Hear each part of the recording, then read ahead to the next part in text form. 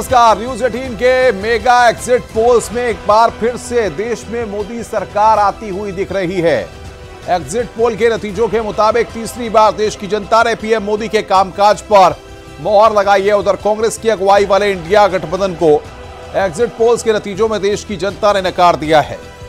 देश की अगर हम बात करें तो एग्जिट पोल में एनडीए 355 से 370 सीटें उसे मिल रही हैं, तो वहीं इंडिया को 125 से 140 सीटें मिलती दिख रही हैं। उधर उत्तर प्रदेश में एनडीए 68 से 71 और राहुल अखिलेश की अगुवाई वाले इंडिया को 9 से 12 सीटें मिलती हुई दिख रही हैं।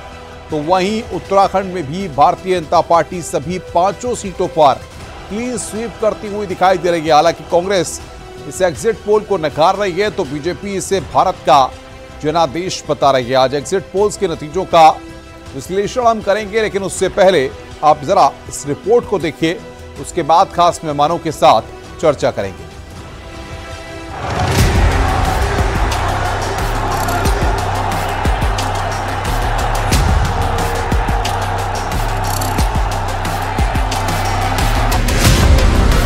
एग्जिट पोल के आंकड़े 4 जून का संदेश।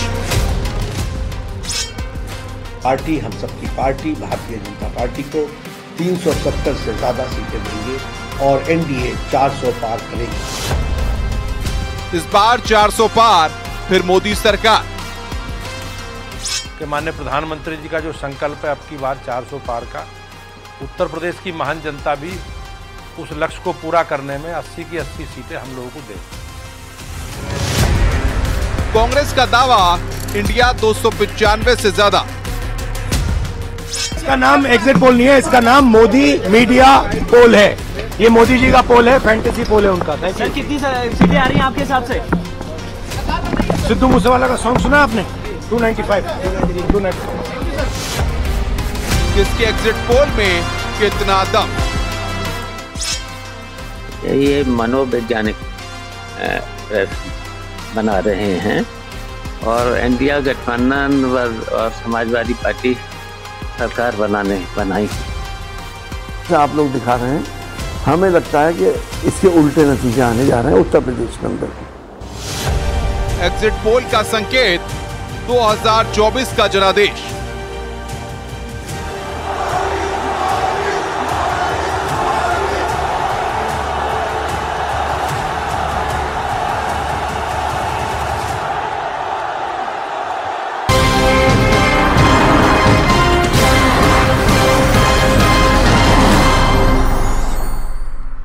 और इसी मुद्दे पर आज हम चर्चा करेंगे। एग्जिट पोल पर बातचीत करने के लिए हमारे साथ प्रवक्ता हैं समाजवादी पार्टी की नेहा यादव जुड़ रही हैं, सुधा मिश्रा प्रवक्ता कांग्रेस के हमारे साथ जुड़ेंगी, रतिबान त्रिपाठी वरिष्ठ पत्रकार हमारे साथ हैं, सौरभ दुबे राजनीतिक विश्लेषक हैं, वो हमारे साथ जुड़े हुए हैं, और साथ ही साथ कुछ देर में राजेश चौधरी जो कि प्रवक्ता हैं बीजेपी के, वो भी हमारे साथ जुड़ेंगे। सबसे पहले क्योंकि एग्जिट पोल लगातार जिस तरीके से आए हैं उसको लेकर कई रिएक्शंस हैं, हम उत्तर प्रदेश के वरिष्ठ पत्रकार रतिबान त्रिपाठी जी से सबसे रिएक्शन लेंगे, उसके बाद राजनीतिक दलों के मेहमानों से हम बातचीत करेंगे। रतिबान त्रिपाठी जी, सबसे महत्वपूर्ण सवाल यह होता है कि जो एग्जिट पोल्स आए हैं, जो न्यूज 18 का एग्जिट पोल है जो लगातार हम दिखा भी रहे हैं, और उत्तर प्रदेश की 80 सीटों पर जो तस्वीर उभर कर सामने आई है, क्या कहेंगे आप? उत्तर प्रदेश की सियासी नब्ज को आप समझते हैं, ये एग्जिट पोल क्या संकेत दे रहा है?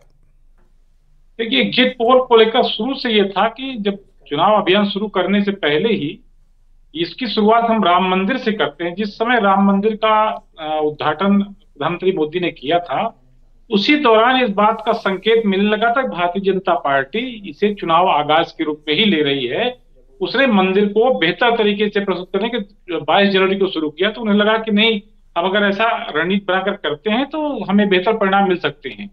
उन्होंने कदम दर कदम हर कार्यक्रम को चुनाव के से जोड़कर देखा, और उस दौरान जिस दौरान भारतीय जनता पार्टी चुनाव की पूरी रणनीति तैयार कर चुकी थी, गांव-गांव बूथ पर अपने लोगों को तैनात कर रखा था, कार्यकर्ताओं को, उसी दौरान बीजेपी जो विपक्ष है, जो गठबंधन है, वो गठबंधन बनाने की तैयारी कर रहा था, चाहे समाजवादी पार्टी हो चाहे कांग्रेस हो। ये लोग कांग्रेस पहले फेर में थी कि उसे अगर मायावती मिल जाए साथ में तो बहुत अच्छा प्रदर्शन कर पाएगी, क्योंकि 2017 का अखिलेश यादव साहब जो राहुल गांधी का गठजोड़ हुआ था वो अलग था, और उस गठजोड़ के नतीजे बेहद खराब आए थे। तो राहुल गांधी और या कांग्रेस के रणनीतिकार लगातार ये चाह रहे थे कि उन्हें उनका मायावती जी का साथ मिल जाए। ऐसा हो नहीं पाया। मायावती जी ने लगातार नकारा, फिर ये एक रणनीति बनाई कि मायावती तो बी टीम है। लेकिन चुनाव के दौरान आपने देखा होगा जिस तरीके से मायावती ने अपने कैंडिडेट खड़े किए, जिस रणनीतिक तरीके से, उससे कहीं से ये लगा नहीं कि मायावती किसी भारतीय जनता पार्टी की बी टीम के रूप में काम कर रही है।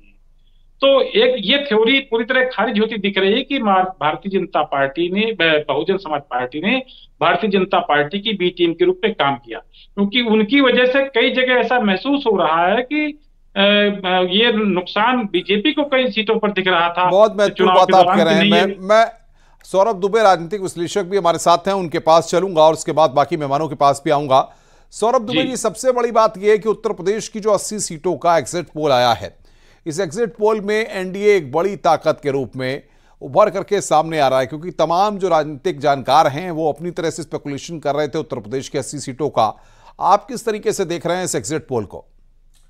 देखिए, बिल्कुल ठीक बात कह रहे हैं। भारतीय जनता पार्टी के जो शीर्ष नेतृत्व है और जो राज्य का नेतृत्व है, इन्होंने जो 6 महीना पहले ही थी उसको उत्तर प्रदेश के लिए रणनीति तैयार कर ली थी, और उसी रणनीति के तहत लगातार जो है तमाम, देखिए जो राम मंदिर का उद्घाटन हुआ, लोग कहते हैं उसको चुनावी, लेकिन प्रधानमंत्री जी ने साफ साफ कहा कि हमारे लिए कोई चुनावी मुद्दा राम मंदिर का नहीं है।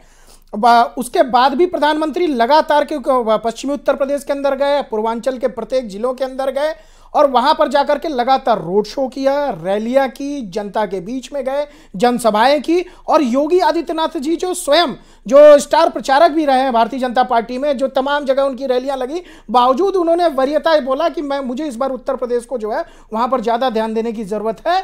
और वो भी लगातार प्रत्येक जिले में जा करके लोगों के बीच, जनता के बीच गए, गर्मी में भरपूर पसीना बहाया जनता के बीच में, जहां पर विपक्ष के लोग नहीं दिखाई दिए, बिना मुद्दा विहीन विपक्ष दिखाई दिया, पीडीए की बात करने वाले लोग दिखाई दिए, और पीडीए के बीच में जाकर के उन्होंने कोई भी जनसभाएं नहीं की, एक आध दो रैलियां की जो आपने टेलीविजन पे दिखाया भी था। यही सबसे महत्वपूर्ण कारण रहा जो प्रधानमंत्री नरेंद्र मोदी जी, गृह मंत्री अमित शाह जी और योगी आदित्यनाथ जी जो मुख्यमंत्री है, वो जनता के बीच में अपने पसीने को बहाया उन्होंने, और जनता ने देखा। देखिए 5 करोड़ राशन पे विपक्ष ने सवाल उठाया था। ये 5 करोड़ राशन वो है जब हमारे मीडिया बंधु इतने प्रचंड गर्मी में जनता से जाके पूछ रहे थे, तो वहां पर गरीब वृद्ध महिलाएं बोल रही थी कि हमारे तो माई बाप जो है प्रधानमंत्री नरेंद्र मोदी हैं। वो इसलिए कह रही थी क्योंकि वो हमारे अन्नदाता हैं। आज हमारे घर में चूल्हा जलने की वजह जो है वो प्रधानमंत्री नरेंद्र मोदी हैं। हम तो गरीब, हमारे पास कुछ नहीं है, लेकिन ये जो 5 किलो राशन मिल रहा है, इसके माध्यम से उनके घर का चूल्हा जल रहा है और कुछ लोगों के पेट भर रहे हैं, परिवार में कुछ लोगों का पेट भर रहा है। सौरभ जी, मैं आऊंगा आपके पास। ये महत्वपूर्ण बात आपने गिराई, लेकिन सारी चीजें हैं। नेहा यादव प्रवक्ता हैं समाजवादी पार्टी की। नेहा जी, आपकी पार्टी, आपका अलायंस लगातार दावे कर रहा है 295 के स्कोर की, लेकिन जो एग्जिट पोल का स्कोर है वो इससे मेल खाता हुआ नहीं दिख रहा है। इसको लेकर कई सवाल आप लोग भी खड़े कर रहे हैं, लेकिन सवाल यहां पर ये, चलिए अगर इस एग्जिट पोल के स्कोर को आप अभी नहीं मान रहे हैं, तो कुछ घंटों के बाद जो फाइनल स्कोर आएगा, जो रिजल्ट्स आएंगे, आपको लगता है कि वो बिल्कुल उलट होंगे? देखिए, बिल्कुल उलट होंगे और जनता का असली पोल 4 तारीख को सामने आएगा। और जनता का जो जनादेश है वो इंडिया गठबंधन के साथ है। हम 295 से ज़्यादा सीटें इंडिया गठबंधन मिलकर जीत रहा है। समाजवादी पार्टी उत्तर प्रदेश से 50 से अधिक सीटें जीत रही है। ये एग्जिट पोल कहीं ना कहीं सरकारी पोल बन चुका है। ये एग्जिट पोल जनता का एग्जिट पोल नहीं है, ये सरकार का और मोदी जी का एग्जिट पोल है। जैसे गोदी मीडिया के कुछ चैनलों को, मैं आपको नहीं कह रही हूँ, लेकिन गोदी मीडिया के कुछ चैनल लगातार ये प्रयास में लगे हैं कि बार बार बताएं 400 पार, 400 पार, 400 पार, लेकिन ऐसा कुछ हो नहीं रहा है। तो मनोबल तोड़ने के लिए विपक्ष के नेताओं, कार्यकर्ताओं और जो सरकार के खिलाफ जनता खड़ी है उसका मनोबल। अच्छा, आप बताइए, आप उत्तर प्रदेश में आप खुद को कितना स्कोर दे रही हैं? नेहा यादव, आप खुद को कितना स्कोर दे रही हैं, मुझे बता दीजिए। नेहा जी, आप खुद को कितना स्कोर दे रही हैं? समाजवादी पार्टी ने अपना खुद का सर्वे कराया। हमारा सैंपल साइज 5000 का प्रति लोकसभा में था और हमारी पार्टी 50 से ज्यादा सीटें उत्तर प्रदेश में जीत रही है। 50 अखिलेश जी 79 कह रहे थे, अब आप 50 की बात कह रही हैं। ये हमारा आंकड़ा है। हम 50 से अधिक सीटें यहाँ जीत रहे हैं। और 79 की 80 पे लड़ाई है। उसमें से कितनी सीटें भारतीय जनता पार्टी की जमानत जब्त होगी? आप 4 तारीख को नतीजे आने दीजिए। ये जो एग्जिट पोल आप दिखा रहे हैं, आप बताइए किस एजेंसी ने कराया है? ये सारी प्राइवेट एजेंसीज होंगी। ये किसके प्रति उत्तरदायी है ये भी पता है जनता को और सबको सौरभ पता जी, है। ये आप राजनीतिक विश्लेषक हैं। कितना था नेहा जी, भले ही एग्जिट पोल को नकारते हैं, लेकिन आपको लगता है कि क्या तस्वीर ऐसी हो जाएगी जो बिल्कुल उलट हो जाएगी, बिल्कुल बदल जाएगी? कुछ सीटें कम ज्यादा मान सकते हैं, हो सकती हैं, लेकिन क्या स्थिति बिल्कुल उलट हो जाएगी?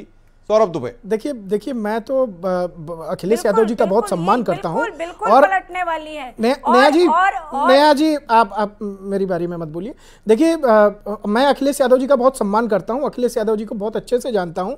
चूंकि कुछ लोग वहां पर चटुकारिता करने के लिए जाते हैं, वो उनको राजा मानते हैं कि अखिलेश यादव हमारे राजा हैं, तो वो पहुंच जाते हैं अपनी आईटी कंपनी लेकर के, अपनी सर्वे कंपनी लेकर के, उनको भ्रमित करने के लिए। वो तो विश्वास करके अखिलेश यादव दे देते हैं उनको काम की, ठीक है भैया आप ले जाओ। लेकिन वो जो पैसे लेकर के उनसे सर्वे कराने के लिए लोग जाते हैं, वो उनको जो है गफलत में रखने का प्रयास करते हैं कि वहां पर जो है 50 सीटें समाजवादी पार्टी की आ रही है। देखिए ये जो सर्वे है ना, ये एक मीडिया तंत्र ने नहीं किया है, ये उन्हीं मीडिया तंत्र, तमाम मीडिया तंत्र ने किया है जो लगातार 20 से 25 सालों से जो है वो सर्वे करते आ रहे हैं। हाँ बेशक ही हो सकता है कि आंकड़े ऊपर नीचे हो सकते हैं। देखिए आप ये बताइए ये किस कंपनी ने किया है? अरे आप सुनिए ना, ये चैनल का सर्वे न्यूज 18 जो है वो न्यूज 18 ने सर्वे पे, न्यूज 18 ने रखा हुआ है। आपको न्यूज 18 के सर्वे पे विश्वास है या नहीं है? न्यूज 18 के सर्वे पर आपको विश्वास है? न्यूज 18 के माध्यम से आप जनता के बीच में अपनी बात रख रही हैं, क्या आपको न्यूज 18 पर विश्वास नहीं है? चैनल पे इतना बड़ा राष्ट्रीय चैनल है, उत्तर प्रदेश की जनता न्यूज 18 को देखती है, इसके करोड़ों जो है वो दर्शक हैं देश भर में, और आप जो है इसको नकार रही है। नकारिए मत, आप ये बोलिए कि हो सकता हो आपके आंकड़े ऊपर नीचे हो जाए। देखिए आपके आंख बंद कर लेने से सूरज नहीं डूबता, सच को स्वीकार करना पड़ेगा। तमाम ऐसे रहे हैं आंकड़े जो कई बार जो है पिछले जैसे विधानसभा में हुआ था आंकड़ा, उसमें उल्टे पड़ गए, तो उसको भी लोगों ने स्वीकार किया। भाई वो कांग्रेस के पक्ष में जा रहे थे, लेकिन वो बाद में भारतीय जनता पार्टी के पक्ष में चले गए, तो उस समय तो आपने भारतीय जनता पार्टी के पक्ष में नहीं दिखाया था ना। छत्तीसगढ़ का सर्वे जब दिखाया गया था, जब मध्य प्रदेश न्यूज 18 ने दिखाया था, तो वहां पर तो कांग्रेस को सीटें जा रही थी, तब उस समय ये लोग विश्वास कर रहे थे, लेकिन आंकड़े उल्टे चले गए। आज क्या है, आज आपके मन मुताबिक जो है वो यहाँ पर नहीं दिखाई दे रहा है, तो आप इंतजार कर लीजिए। एग्जिट पोल जो है वो एग्जिट पोल में जो है वो आपको एग्जिट पोल में मिल जाएगा। देखिए आप सुन लीजिए बात, लगातार बोलेंगी कैसे? जनता ने इन्हें वोट नहीं, आप लगातार बोलेंगी कैसे? अपने जवाब सुन लीजिए पहले। आप कितनी भी चप्पल चाटिए, आप मैं क्यों चप्पल चाटूंगा? मैं कोई पार्टी का प्रवक्ता थोड़ी ना हूँ। मैं अखिलेश यादव जी को जाके झूठ थोड़ी ना बोलूंगा, मैं झूठ थोड़ी ना बोलूंगा। ये चाटने वाटने वाली जो है ना, ये सब चीजें आपके यहाँ होती है समाजवादी पार्टी में। भाषा की मर्यादा रखिए, सीमित भाषा की मर्यादा रखिए। नहीं, इस तरह के शब्दों का इस्तेमाल मत करिए। देखिए किसी भी के लिए, अरे आप एक प्रवक्ता की तरह बात करेंगे तो निश्चित ही यहाँ मैं कह रहा हूँ, मैं अखिलेश यादव जी का सम्मान करता हूँ, मैं अखिलेश यादव जी को उनके सम्मान की बात कर रहा हूँ, तो मैं प्रवक्ता की तरह बात करने लगा। देखिए आप लोग अखिलेश यादव जी को गफलत में रखने का प्रयास जो कर रहे हैं उनके सलाहकार, वो कहीं जमीनी हकीकत से बहुत दूर ले जाता है। आप एक चीज बताइए, आप मुझे चलिए लगातार बता दीजिए कौन सी सीट जीत करके आ रहे हैं आप? ठीक है, आपने सर्वे कराया है ना, आप बताइए कौन सी सीट आप जीत करके आ रहे हैं, मैं आपकी वो सीट की पोल खोल दूंगा। आप बताइए कौन सी सीट आप जीत करके आ रहे हैं? अरे मैं आपकी पोल खोल दूंगा, बताइए कौन सी सीट आप जीत करके आ रहे हैं? जहाँ पे भारतीय जनता पार्टी की जमानत जब्त हो रही हो, उन सीटों को भी आप कह रहे हैं कि आप जीत रहे हैं। देखिए एक सर्वे में बताता, अगर भारतीय जनता पार्टी की जमानत तो मान भी लेते आपकी बात। ये तमाम लगातार वो बड़ी एजेंसियां जिन पे भारत के लोग, जिन पे जनता विश्वास करती है, ऊंच नीच हो जाएगी, लेकिन जनता विश्वास करती है कि सर्वे में, और भारतीय जनता पार्टी को जब भी सर्वे आता है पहली दफा उनको कमी वोट मिलता है। मुझे लगता है भारतीय जनता पार्टी का वोट परसेंटेज और बढ़ेगा और उनको ज्यादा सीटें मिल करके आएंगी। देखिए आप परेशान मत होइए एग्जिट पोल से, सच को स्वीकार आज नहीं करेंगी, आप 2 दिन बाद करेंगी, सुबह कल दोपहर तक नहीं करेंगी, दोपहर तक बोलेंगी कि रुझान है, अभी तो रुझान है, उसके बाद तो सच को स्वीकार करना पड़ेगा। कहीं से भी आप कोई बड़ा उलटफेर कर पा रहे हैं क्या? बताइए कोई बड़ा उलटफेर कर पा रहे हैं? ये राष्ट्रीय चैनल है, यहाँ पर अगर आंकड़े रखे गए सर्वे के। सौरभ मैं आ रहा हूँ। नेहा जी एक मिनट रुकिए, रुक जाइए। प्रतिभान त्रिपाठी जी का ऑडियो दीजिए, बाकी डाउन करिए ऑडियो। भाई प्रतिभान त्रिपाठी जी, सवाल यहाँ पर ये है कि इंडिया अलायंस जो सोच कर रखा हुआ है, जो टारगेट स्कोर वो लेकर के रखे हैं, 295 का जो स्कोर वो दे रहे हैं, आपको लगता है कि जितने भी एग्जिट पोल हुए हैं, चाहे न्यूज़ 18 का एग्जिट पोल हो, चाहे बाकी जो एग्जिट पोल हो, कोई भी इंडिया अलायंस को 295 का स्कोर या उसके आसपास का स्कोर देता हुआ नहीं नजर आ रहा है? तो ऐसे में किस आधार पे, कौन से दावे के साथ विपक्ष या इंडिया अलायंस 295 का स्कोर दे रहा है? रतिबान त्रिपाठी, दरअसल ये एग्जिट पोल है, ये एक अनुमान के आधार पर होता है, एक वैज्ञानिक अनुमान होता है। कई बार अनुमान गलत भी होते हैं, लेकिन इस बात को लेकर शब्दों की मर्यादा किसी को नहीं भूलनी चाहिए। नेहा यादव को भी शब्दों की मर्यादा में रहना चाहिए। चप्पल चाटना जैसे शब्द किसी राजनीतिक विश्लेषक के लिए कहना ये उचित बात नहीं है। शब्दों की अपनी मर्यादा होती है। कल को अगर एग्जिट पोल खरा उतरता तो फिर वही शब्द इस्तेमाल किया जाए दूसरे के लिए, तो कैसा लगेगा? ये उचित नहीं होता है। शब्दों की मर्यादा अपनी होनी चाहिए, शब्दों की गरिमा होती है, शब्द बोले जाते हैं। अगर शब्द एक बार निकल गए तो गलत होते हैं। मुझे लगता है कि शब्द नहीं बोले जाने चाहिए।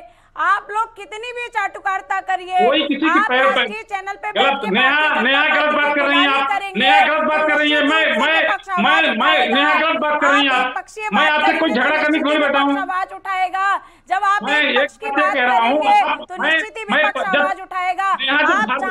भारतीय जनता पार्टी प्रवक्ता है तो आप उनसे लड़िएगा, मुझसे मत लड़िए। यहाँ जब भारतीय जनता पार्टी का प्रवक्ता आएगा तो आप उनसे लड़िएगा, मुझसे मत। रमाकांत मिश्रा जी हमारे साथ जुड़ गए हैं, बीजेपी के स्पोक्स पर्सन। रमाकांत जी, स्वागत है न्यूज़ 18 पर आप आए हैं। सबसे बड़ी बात यह है कि इंडिया अलायंस से अगर हमारे साथ नेहा यादव जी प्रवक्ता हैं समाजवादी पार्टी की, वो जुड़ी हुई हैं, वो कह रहे हैं कि एग्जिट पोल्स जो तस्वीर दिखा रहे हैं उसके उलट जाएगी तस्वीर 4 तारीख को, और आप देखिएगा 4 तारीख को नतीजे क्या होंगे। देखिए, पता नहीं क्या कह रही है, मुझे नहीं पता, लेकिन मैं एक चीज जरूर कहना चाहता हूं, जो कि ये तो स्पष्ट हो चुका है और ये सुनिश्चित भी हो चुका है जो सरकार किसकी बनेगी। और जो एग्जिट पोल में जो नतीजे होते हैं, ठीक है, आप ये कह सकते हैं जो कि एग्जैक्ट पोल नहीं है, लेकिन ये कोई ऐसा नहीं है जो कि आप 1 से लेकर के सीधा उलट होकर के 100 चला जाएगा और 100 से सीधा 1 हो जाए। हो सकता है थोड़ा बहुत ऊपर नीचे हो, हम अपने आप में लड़े क्यों? मेरा एक ही चीज कहना है, जो कि अगर हमने 2014 से लेकर के 2024 के बीच में अगर हमने जनता के लिए काम किया है तो निश्चित है जनता हमें आशीर्वाद देगी। अब इसमें लड़ने की क्या बात है? 4 जून का ठीक है, इंतजार करिए, आप इंतजार करिए, लेकिन जो एग्जैक्ट पोल दिखा रहा है, कोई भी ऐसा एग्जैक्ट पोल नहीं, एग्जिट पोल नहीं है जिसमें एनडीए को पूर्ण बहुमत नहीं दी जा रही।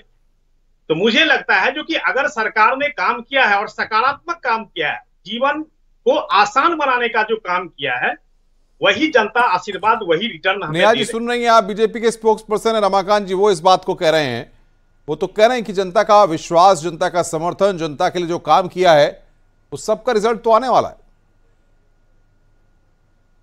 देखिए, मैं ये पूछना चाहती हूँ, इस सैंपल साइज में बेरोजगारी से परेशान नौजवानों को शामिल किया गया था कि नहीं?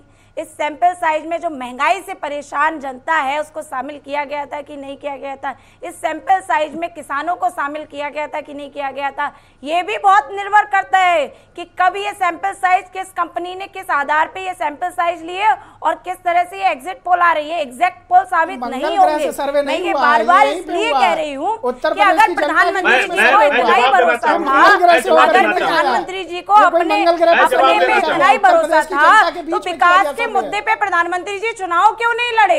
अरे इनको शांत कराइए, भारतीय जनता पार्टी का घोषित प्रवक्ताओं को थोड़ा शांत कराइए। इनको 500 रुपए मिला होगा मजदूरी का, थोड़ा शांत करा दीजिए। आपको मिलता होगा, आप लोग इसी भाषा के कारण सत्ता से बाहर हैं। 14 में बाहर हुए, 17 में बाहर हुए, 21 में बाहर हुए, यही कारण है। इसी भाषा, अमर्यादित भाषा के कारण हुए। समाजवादी पार्टी को इसीलिए कहा जाता है मोदी के परिवार के सदस्य। बीजेपी से रमाकांत जी जवाब दे, रमाकांत जी जवाब दीजिए, रमाकांत जी जवाब दीजिए।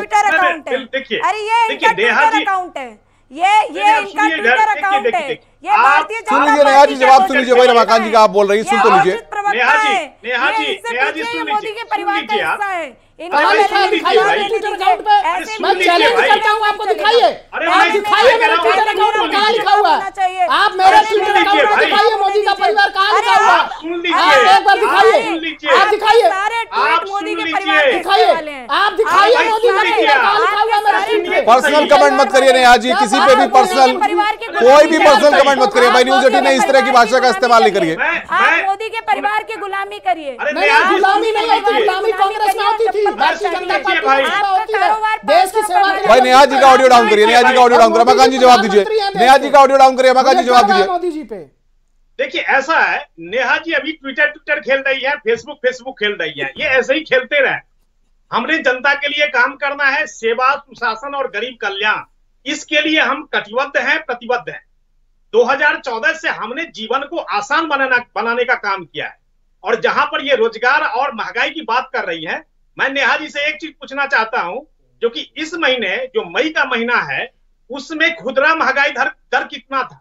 दूसरी बात यह है क्योंकि हमने ईपीएफओ के अंदर में 1.75 करोड़ ये हमने एम्प्लॉयमेंट दिया है। ईपीएफओ का न्यू सब्सक्रिप्शन है ये मैं झूठ ये नहीं कह रहा हूं। मैं मेरे पास पीआईबी की रिपोर्ट है, लेबर एंड एम्प्लॉयमेंट साइट पर जाकर के आप इस प्रेस रिलीज को आप देख सकते हैं। ये कोई हवाई बातें नहीं है, हमने जनता के लिए काम किया है। जहां एंटी इनकम्बेंसी होती थी वहां पर हमने प्रो इनकम्बेंसी पर काम किया है। हमने जनता के लिए काम किया है, जनता को उनको योजना का लाभ हमने पहुंचाया है। समाजवादी पार्टी 2017 से पहले उत्तर, लेकिन रमाकांत जी सवाल ये होता है, सवाल यहां पर ये मैं रोक करके पूछ रहा हूं। देखिए आप लोग लगातार, आपकी पार्टी के लोग, तमाम नेता तमाम रैलियों में इस बात को कह रहे थे कि अब की बार 400 पार। सवाल यहां पर ये एग्जिट पोल अभी 400 पार, कुछ एक एग्जिट पोल कर रहे होंगे, लेकिन अधिकांश एग्जिट पोल 350 से 370, 375 ये तस्वीर उभर करके सामने आ रही है। यानी 400 पार का जो नारा आपने दिया था, जो स्लोगन आपने दिया था चुनावी रैलियों में, क्या लग रहा है कि वाकई में वो पूरा अब हो पाएगा? मैं आपको बड़े ही नम्रता के साथ मैं आपको कहना चाहूंगा, ठीक है आप जो कह रहे हैं 350, 360, 370, 71, 75 ऐसे आ रहे हैं, लेकिन हमें आशा है क्योंकि हमें लगता है जो कि जनता का जो विश्वास हमने जीता है 2014 के बाद, वो हमें कहीं ना कहीं 400 पार जरूर कराएगा। नेहा जी आप लोग तो 400 हार की बात कर रहे थे, ये तो अभी भी 400 पार को लेकर पूरी तरह से आश्वस्त हैं। एग्जिट पोल में भले ही नंबर 400 पार के नहीं आ रहे हो हर जगह, लेकिन ये पूरी तरह से आश्वस्त हैं। नेहा यादव जी बोलिए, आपका मौका है। झूठ के लिए जाने जाते हैं केवल, देखिए प्रधानमंत्री जी पूरे देश में और दुनिया में झूठ के लिए जाने जाते हैं। उसी तरह से भारतीय जनता पार्टी के प्रवक्ताओं को भी झूठ बड़ी सफाई से रखना आता है। अभी इन्होंने कहा महंगाई कहाँ है। अरे भाई तेल का दाम 120% आपकी सरकार के 10 साल के कार्यकाल में बढ़ गया। सरसों के तेल का दाम, आटे का दाम आपने 120% बढ़ा दिया आपके 10 साल के कार्यकाल में। गरीब को आपने खाने के लिए मोहताज कर दिया। और भुखमरी में भारत की हालत क्या है ये पूरा देश और दुनिया देख रहा है। अब बेरोजगारी के आंकड़े जो अभी आपने फर्जी रखे, असली सुन लीजिए। सीएमआई के रिपोर्ट के अनुसार 40% से ज्यादा बेरोजगारी दर है। आप झूठ बोलेंगे, जनता बर्दाश्त नहीं करेगी। 2014 में आपने कहा कि हम 2 करोड़ रोजगार प्रतिवर्ष देंगे, आप 2 लाख रोजगार नहीं दे पाए। आप 20 करोड़ रोजगार कब दे पाए? आप 10 साल में आपने 20 करोड़ रोजगार क्यों नहीं दिए? और अगर इनका माइक डाउन कराइए, इनका माइक बंद करिए, इनको शांत कराइए। यहाँ इनकी झूठी बात जनता नहीं सुनेगी। पेपर लीक से नौजवान परेशान है, वो इनकी 23-24 का प्रेस रिलीज में मालूम पड़ जाएगा। यहाँ पर हवाई बातें मत करिए। मैं तो विषय लेकर के बैठा हुआ हूँ, मैं तो तथ्य लेकर के बैठा हुआ हूँ। मेरे पास तो प्रेस रिलीज है, प्रेस रिलीज में आपको दिखा सकता हूँ मैं आपको।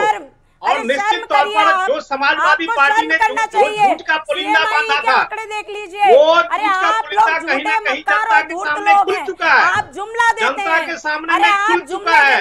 और उसको कहीं ना कहीं जनता ने नकारने का काम किया है, जनता ने नकारने का काम किया है। इस चीज को समझिए आप। और पूरे देश में लोग बेरोजगारी से परेशान हैं। रमाकांत जी मैं रोकूंगा आपको, नेहा जी रोकूंगा मैं आपको। रतिबान त्रिपाठी जी के पास से लेकर, रतिबान त्रिपाठी जी वरिष्ठ पत्रकार हैं आप। सवाल ये है कि देश का जो मूड है या जनता का जो जनादेश है कुछ ही घंटों के बाद साफ हो जाएगा, लेकिन सबसे बड़ी बात यह है कि भारतीय जनता पार्टी ने 2019 में अगर हम देखें और 2014 में देखें, 2017 उत्तर प्रदेश में देखें, 2022 उत्तर प्रदेश में देखें या बाकी राज्यों में देखें, जो भी मैंडेट निकल करके सामने आया है या जो एग्जिट पोल्स में तस्वीर उससे पहले सामने आई है, अमूमन अक्सर ये देखने को आता है कि जो एग्जिट पोल्स में फिगर्स आती हैं उसमें कुछ एक प्लस माइनस होने के बाद बनस्पत वही तस्वीर उभर करके सामने आती है। एग्जिट पोल कहीं ना कहीं एक तस्वीर को साफ करते हुए अब तक देखे गए हैं। आपका एक्सपीरियंस क्या कहता है?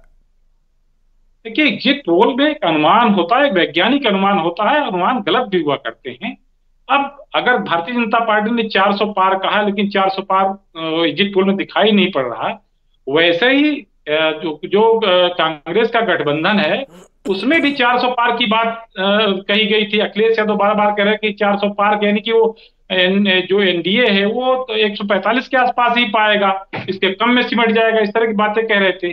तो राजनीतिक दलों का अपना काम है प्रचार करना, वो अपनी बात बढ़ चढ़ कर कहते हैं।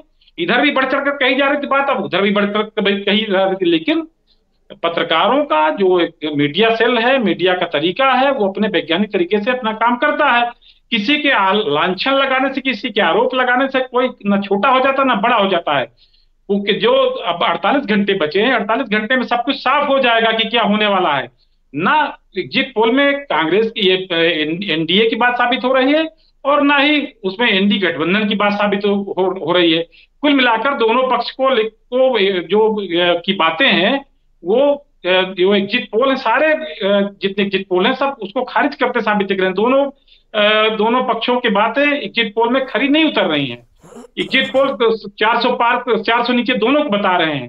तो जब ये स्थितियां हैं तो उसमें 48 घंटे इंतजार करना चाहिए। लेकिन किसी भी राजनीतिक दल को, किसी भी राजनीतिक दल के प्रवक्ता बिल्कुल बिल्कुल मैं आऊंगा रतिबान जी आपके पास। सौरभ दुबे, आप राजनीतिक विश्लेषक हैं, अगर हम सभी पार्टियों को देखें, चाहे बीजेपी को देखें, रतिबान जी मैं आऊंगा आपके पास, रोकूंगा आपको।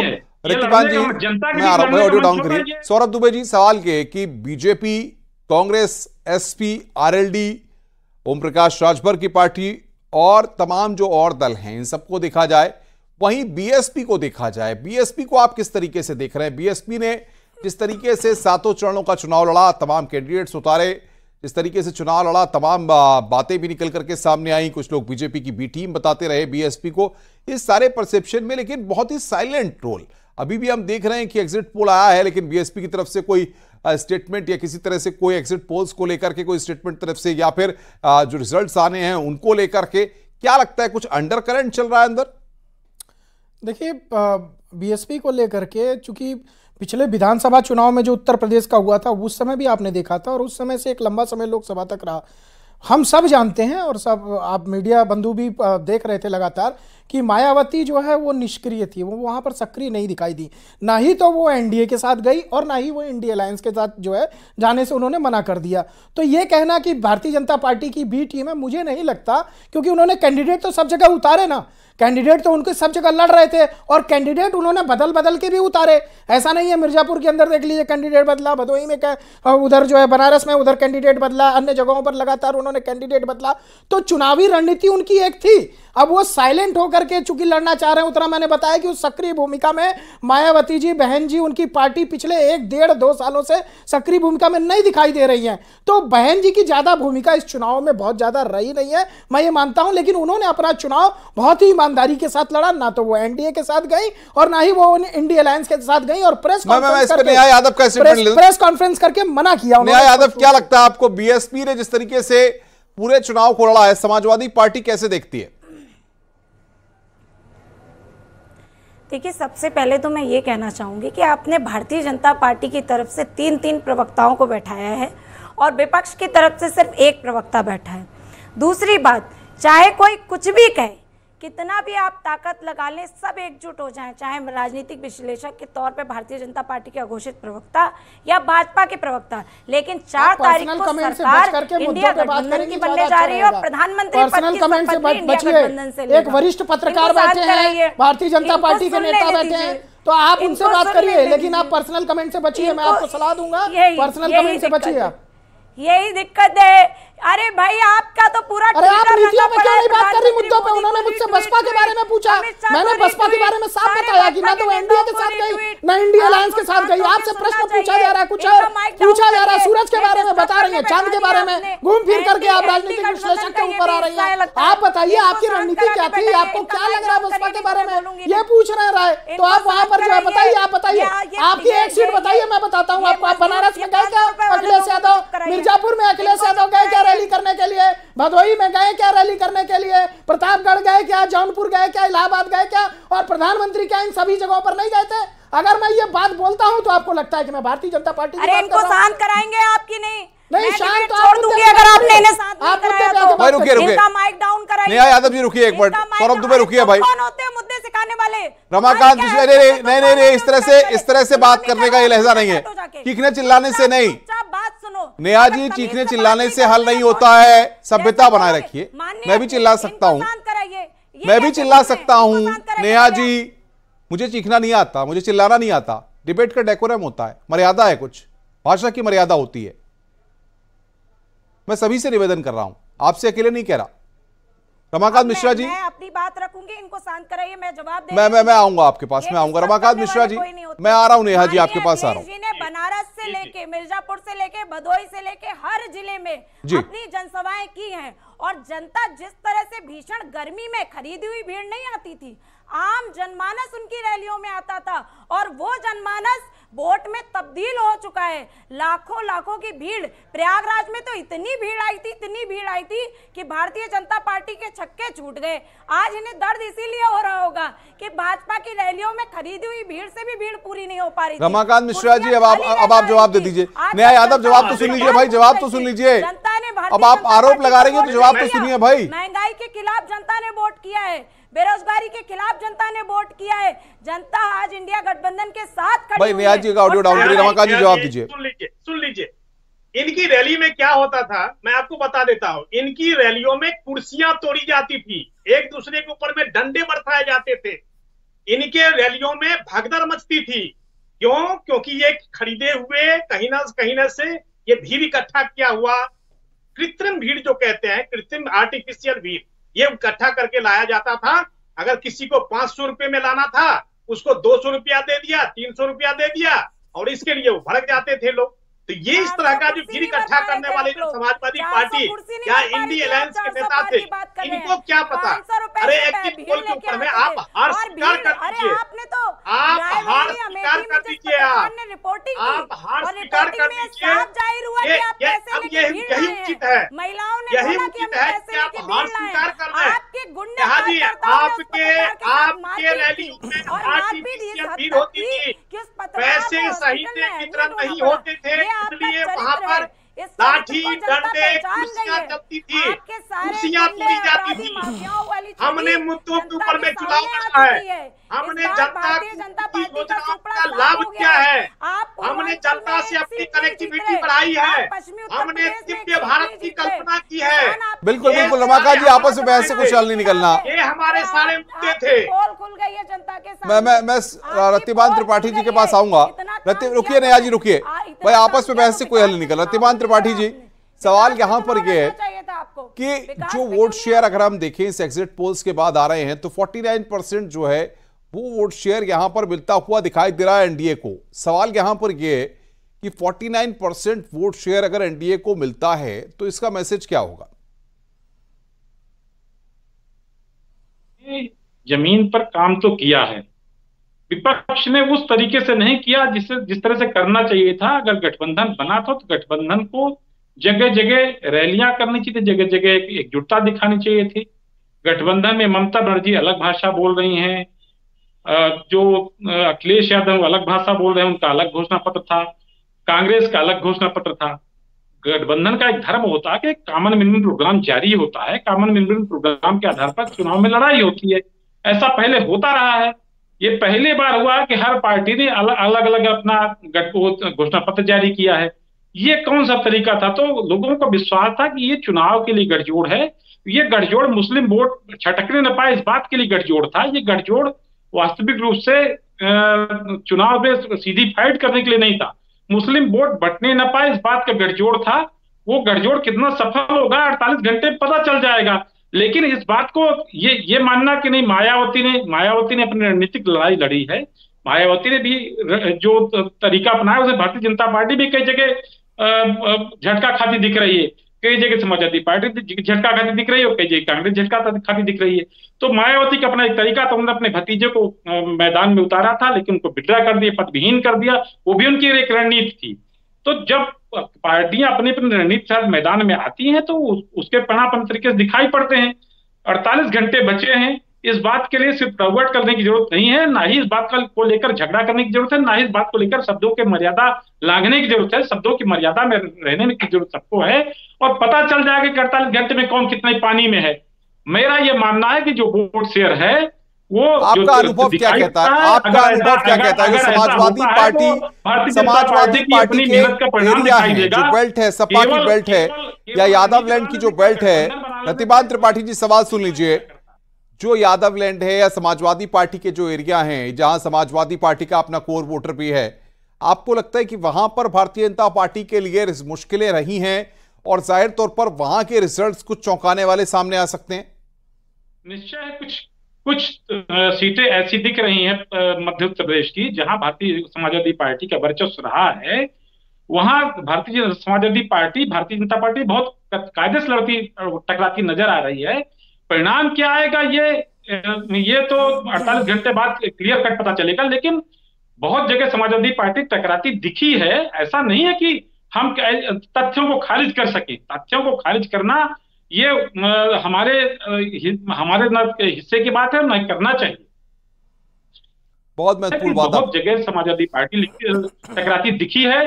मैं ये कह सकता हूं कि गाजीपुर में, आजमगढ़ में, भोशी में, कन्नौज में, मैनपुरी में, संभल में, फिरोजाबाद में, इन सीटों पर समाजवादी पार्टी भारतीय जनता पार्टी से बहुत ठीक से टकराती दिखी है और ये लग रहा है कि यहाँ चुनाव हो रहा है। लेकिन जवाब दीजिए भाई, ये बता रहे हैं प्रतिभान जी, तो बता रहे हैं कौन कौन सी सीटें हैं, इन सीटों को आप सुन भी रहे होंगे। मेहनत की है, लेकिन ये कह दिया जाए कि नहीं समाजवादी पार्टी उत्तर प्रदेश को जीत रही है। प्रतिभान जी जवाब ले लूं, बीजेपी के स्पोक्स पर्सन है, जवाब दीजिए। मैं एक चीज कहना चाहता हूं, देखिए आप जब चुनाव में जाते हैं तो निश्चित तौर पर चुनौतियां होती है, वो हर एक सीट के लिए चुनौतियां होती है, मैं इस चीज को इग्नोर नहीं कर रहा। लेकिन एक चीज जरूर है जो कि अगर पार्टी को विश्वास है, हमें विश्वास था, क्योंकि जनता के लिए जो हमने काम किया था, हमने पहले ही कहा है, क्योंकि 2014 में जब हम आए थे तो हमने एक ही मंत्र रखा था, सेवा, सुशासन और गरीब कल्याण। हमारे लिए गरीब सबसे ऊपर में उसकी प्राथमिकता है, नारी शक्ति की प्राथमिकता है, हमारे लिए युवा शक्ति की प्राथमिकता है। निश्चित तौर पर दिव्य भारत की जो परिकल्पना हमने की थी, निश्चित तौर पर आप देखेंगे 2047 तक जो हमने विजन स्पष्ट किया है, हमने अपने मैनिफेस्टो के अंदर में आपने देखा होगा।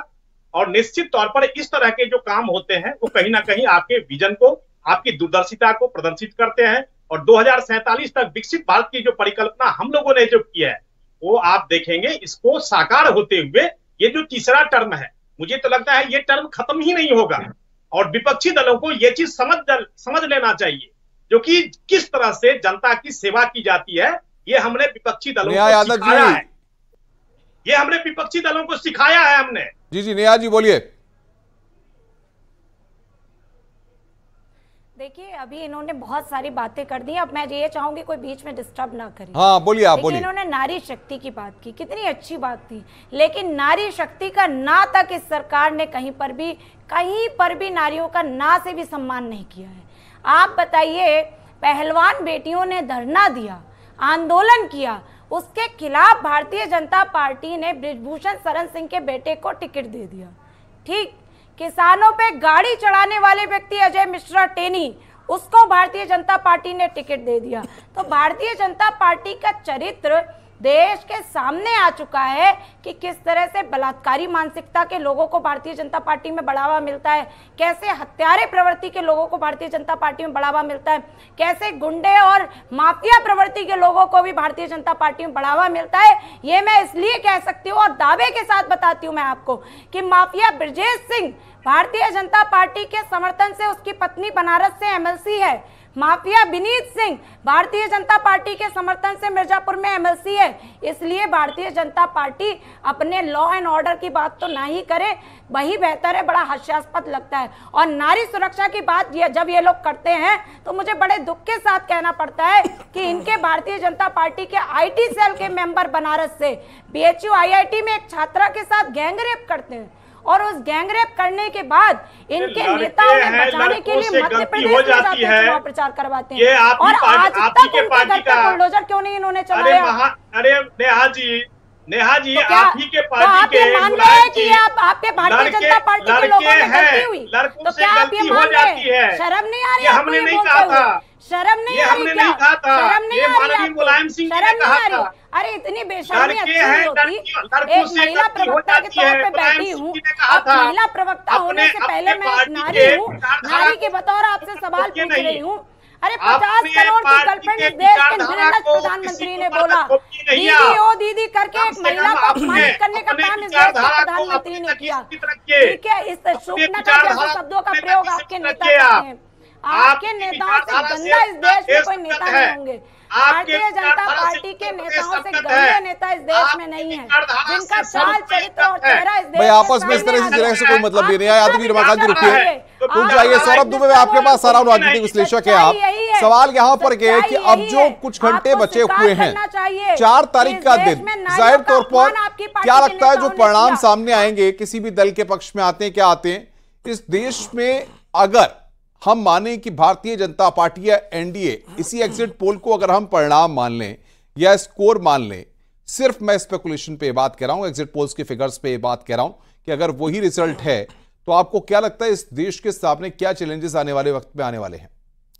नहीं, चैलेंजेस नहीं आने वाले। देखिए जो एग्जिट पोल है आपका, ये तो जिस प्रकार से प्रधानमंत्री जी ने आज ही बैठक बुलाई है, 100 दिनों का कार्यक्रम तय करने के लिए जो है अपने लोगों को कहा है, उसमें अपने जो नेता हैं उनके साथ बैठ करके, कार्यकर्ताओं के साथ बैठ करके, तो ये प्रधानमंत्री जी की दूरदर्शिता दिखाता है कि वो आगे की जो विकसित भारत की वो बात कर रहे थे उसके बारे में वो सिर्फ कहते नहीं है, लगातार वो बैठकें उन्होंने शुरू कर दी। तो जिस प्रकार से जो, देखिए मैं तो ये सर्वे कह रहा हूँ, क्या इस सर्वे के अंदर समाजवादी पार्टी को और उनके गठबंधन को बड़ी हुई सीटें नहीं दिखाया जा रहा है? दिखाया जा रहा है ना भाई। उनकी 5 + 1 कांग्रेस की 6 सीटें तो थी उत्तर प्रदेश के अंदर, आप 9 से 10 सीटें अगर दिखा रहे हैं तो ये तो समाजवादी पार्टी इसमें बढ़ रही है। हालांकि मेरा मानना है कि कन्नौज की सीट पर बहुत मुश्किल है अखिलेश यादव जी के लिए। कन्नौज की सीट अखिलेश यादव जी के में फंस गई है और कहीं ना कहीं मैनपुरी में भी कड़ा मुकाबला है। बावजूद उसके मैं आपके सर्वे का सम्मान करता हूं कि हाँ, ये सर्वे जो चैनलों पे आ रहा है ये कहीं ना कहीं इसमें 2-4 सीटें ऊंच नीच हो सकती है। यादव जी, अखिलेश यादव जी के लिए भी मुश्किलें हैं।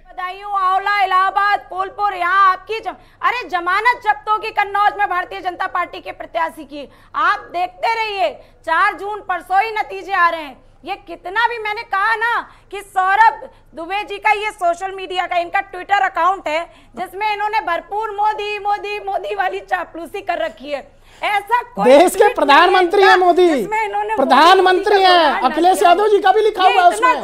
पॉलिटिकल एनालिस्ट तो लिखूंगा ना, पॉलिटिकल एनालिस्ट अगर नहीं लिखेगा मोदी जी के बारे में, अगर अखिलेश यादव जी के बारे में, आप मेरे ट्विटर अकाउंट में क्यों घुस रही हैं? मेरे बैंक अकाउंट में घुसने का प्रयास कर रही हैं। मैं रोकूंगा, वक्त की मेरे पास कमी है। आप सबका बहुत बहुत शुक्रिया। तो नतीजों का दिन 4 तारीख है। एग्जिट पोल ने जो तस्वीर दी उस पर हमने चर्चा की, विश्लेषण किया, हर पहलू को दर्शकों को बताने की कोशिश की। आज हमारी चर्चा के जरिए हमने ये बताने की कोशिश की कि किस तरीके से एग्जिट पोल पे जो फिगर्स आई हैं वो क्या मैसेज दे रही हैं, और साथ ही साथ अब हर किसी को इंतजार है 4 तारीख का। 4 तारीख को भी न्यूज 18 सबसे पहले दर्शकों तक नतीजे पहुंचाएगा। आप देखते रहिए न्यूज 18 उत्तर प्रदेश उत्तराखंड, खबरों का सिलसिला यहां पर लगातार जारी है।